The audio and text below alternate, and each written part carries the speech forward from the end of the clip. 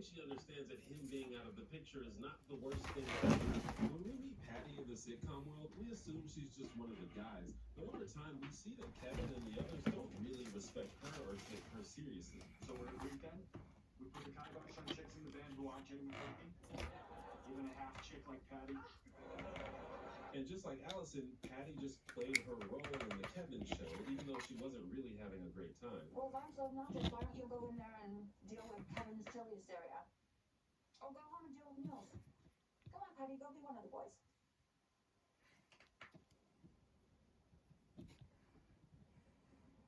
I knew it. You hate them as much as I do. I don't hate them. Yes, you do. I knew it.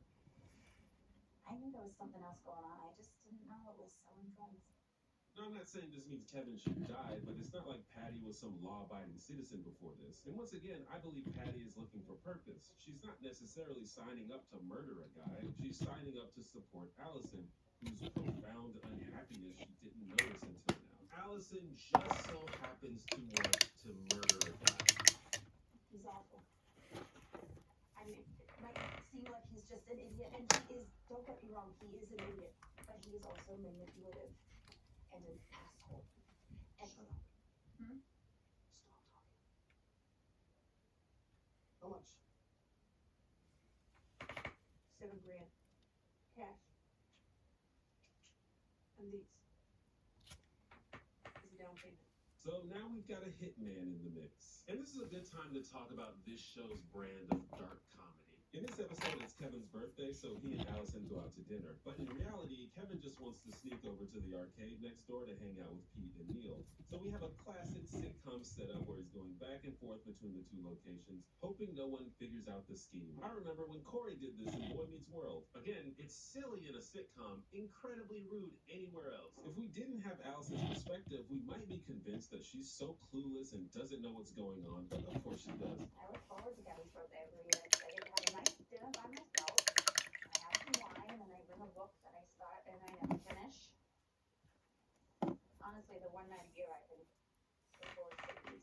You really think that I didn't know? I didn't realize that I used to think you were going to.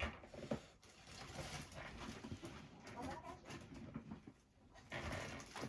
But here's the twist.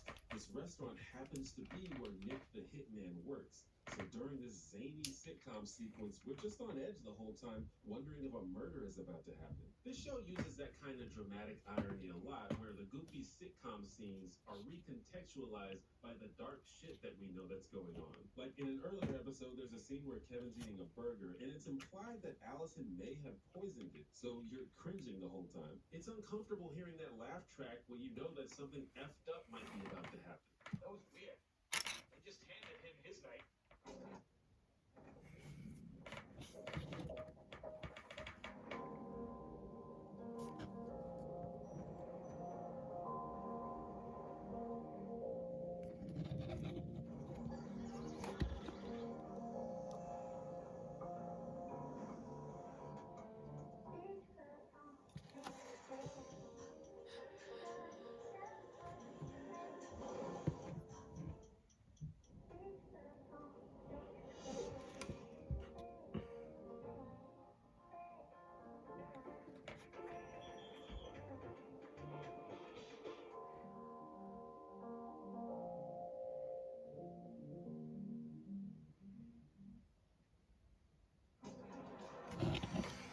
Case in point, Nick doesn't do the job at the restaurant, but he shows up at the house later, and once again, it feels weird to hear that laugh track in this situation. Okay. There's someone in the house. You stay there. Kev, I'm sure it's fine. Where the hell did you get that? I found it out in the backyard with Neil's metal detector. I don't know. The last tenant must have buried it out there before he went to prison. It's ours now. Stay.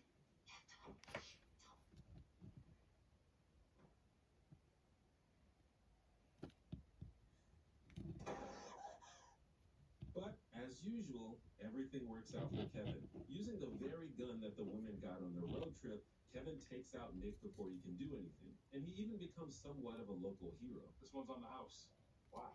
Because the world is going out. But you did something about it. Damn right. We need someone who tells it like it is. I got you next. This show uses the sitcom logic of everything working out for Kevin as a metaphor for the endless grace that men like Kevin tend to receive from society. You know how some people, and let's be honest, it's usually men, are awful and manipulative and just contribute very little to society if they're not actively ruining it, yet never see any consequences for anything, and in fact are often praised and glorified. They basically do live in a kind of TV show where they're the untouchable main characters, while the rest of us have to deal with the fallout of both our and their decisions. So although Kevin's schemes feel exaggerated, it's important to remember that there are real life narcissists who get away with this kind of nonsense all the time. So once again, Allison and Patty have to go back to the drawing board to figure out how to get out of this mess. KCFH is about multiple things. It's about a woman who hates her husband. It's about how men and women are portrayed on television. It's about drugs and alcohol. More on that later, actually, because that's interesting too. But it's also about the unlikely bond between Allison and Patty, two women who are very different from each other, but have a kind of shared loneliness that draws them together. This whole situation is crazy and they butt heads all the time, yet they continue to support each other because no one else is going to. You have the presence of like a pony house play. A naggy fight is this you being nice? I mean, I gave up the look of you, not because things were going shit and I had to talk to you, but because I wanted to. I'm saying, if this is you broken, if this is you broken. I like talking to you too.